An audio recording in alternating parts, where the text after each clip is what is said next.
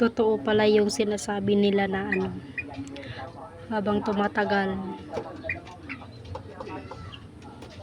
na nag-vlog ka,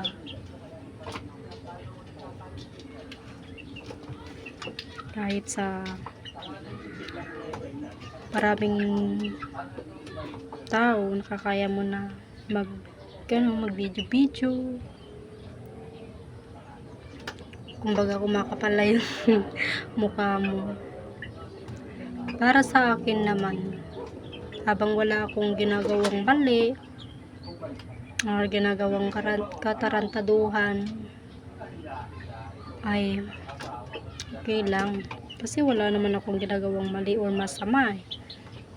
Ang masama doon yung magnakaw. Kasi kung nagbibideo ka lang dyan, tapos nagbablog ka, wala ka naman inaapakan tao, okay. Yung iba kasi, kapag nagbibideo ka dyan, o porket na ka na, huwasgan ka, hindi pa natin sure ngayon na yung ibang tao ay paano sila ba, kung ano yung ginagawa ng isang tao, yun lang yung pinapansin nila, hindi nila pinapansin kung ano yung ginagawa din nila. Kumbaga pinapakialaman nila yung buhay ng ibang tao. So para sa akin, kahit anong gawin ko dyan sa labas or mag-vlog ako, wala akong pakialam kahit sabihin pa nila na parang abnormal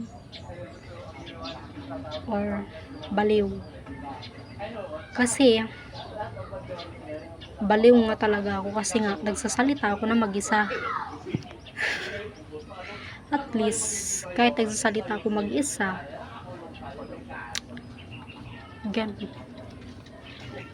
ganun talaga ang buhay. Kailangan natin kasi ito na lang talaga yung kumbaga lifetime ko na talaga to na mag-vlog. So ang akala nyo kasi ay ngayon lang ako, nabaguhan lang ako. Dati na gagawa ko mag-vlog, kahit kumakain ako, pinapagalitan pa ako ng mama ko na kumain ka ng maayos, kasi nga kumakain tayo, nasa pagkainan tayo. Kasi nga guys, dati habang kumakain ako, nagbi-video ako sa sarili ko. Kumbaga may idolo ako sa Facebook na yung mga iba nagagawa nila mag-video sa labas or sa public place. Kaya ngayon gusto ko din gawin kung paano yung ginagawa nila. Darating din tayo dun sa part na kapag naging successful tayo, dun lang tayo ng iba. Ngayon wala pang pumapansin sa iyo kasi nga hindi ka pa sikat, hindi pa tayo sikat. So hindi habang buhay na ganito lang yung buhay ko, na mahihirap.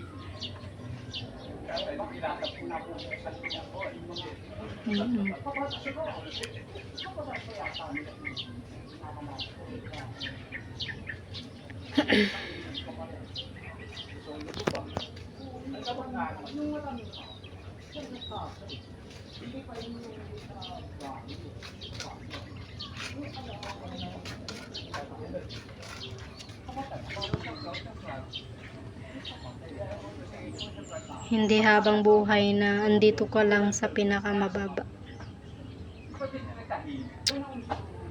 Alam nyo guys, kung kayo sa ibang tao na kumbaga yung ginagawa mo ngayon ay walang patutunguhan, hindi mo malalaman ang resulta kung hindi mo itry. Can you try? kung yung ano mo, talent mo. Ilabas natin yung mga talent natin. Dahil tayo na ilalabas natin yung mga talent natin sa public or sa social media, pero sila wala silang ganon. Kumbaga makipagchismisan lang. So kailangan natin itawa lang yung mga problema natin. Huwag na natin iisipin yung mga ano. Nakakasagasan.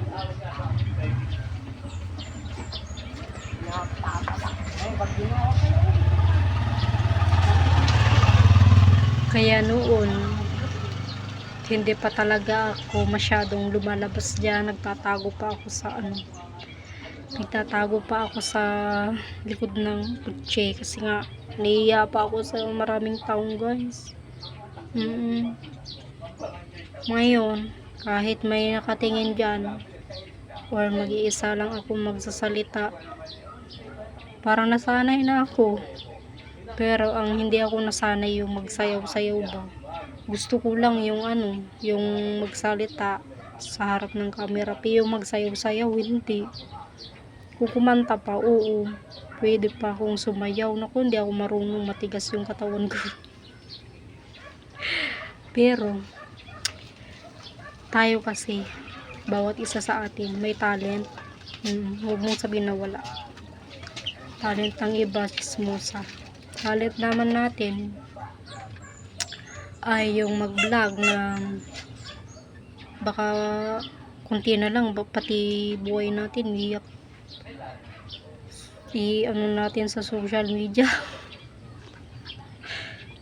Pero para sa akin, sa mga nagmamahal na followers ko dyan, yung mga legit followers ko, ayaw ko naman na hindi nila ako nakikita, nakikipag-engage.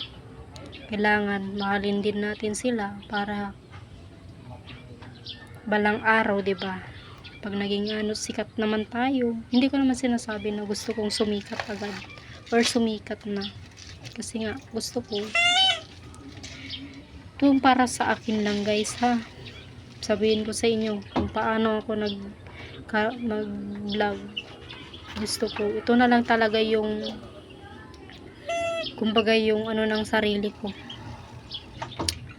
Kasi hindi ako nakakalayo dito sa bahay. Hindi kasi ako nakakalayo dito sa bahay.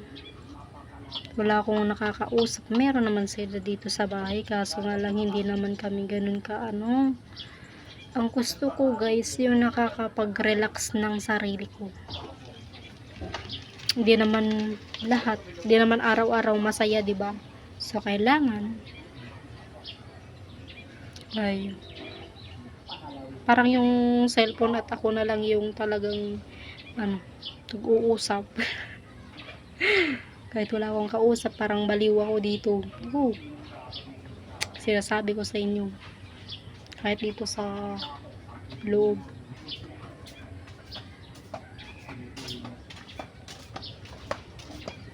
nagsasalita pa rin ako kahit nagluluto, kumakain. Yun ang ginagawa ko. Kasi dito lang talaga nilalabas ko yung bigat ng loob. Kasi hindi sa lahat ng araw masaya tayo, minsan malungkot, 'di ba? Kaya kailangan natin parang dito ko na lang talaga nilalabas yung nararamdaman ko, para naman kahit papaano na isasabi ko sa inyo na malungkot ako or di kaya pero ayaw ko din na malungkot naman yung mga followers ko, yung mga top fans ko, mga fans, 'di ba? Kailangan natin maging matibay, be strong lang.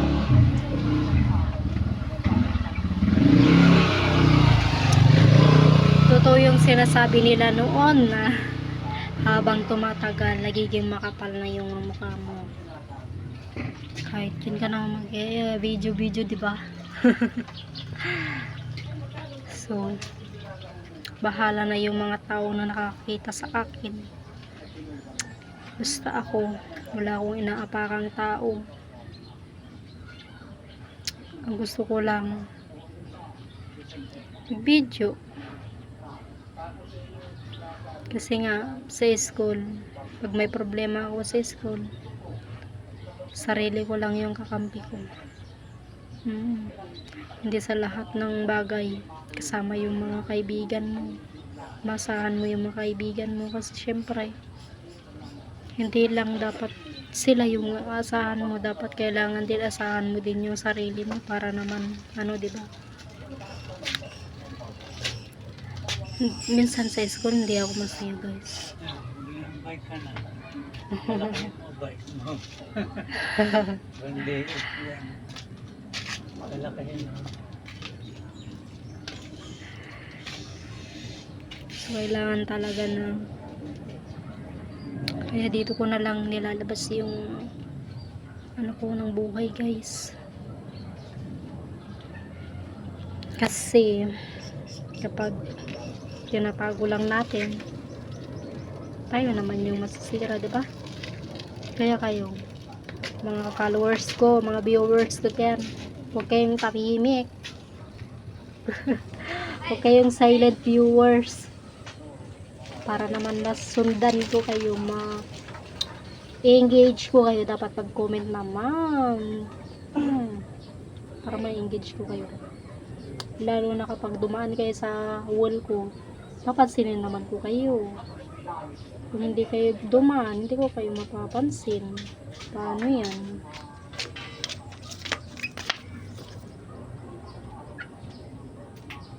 Kaya kailangan ay baging matyaga, diskarte sa buhay. So yun lang, guys. Bye bye. Thank you for watching.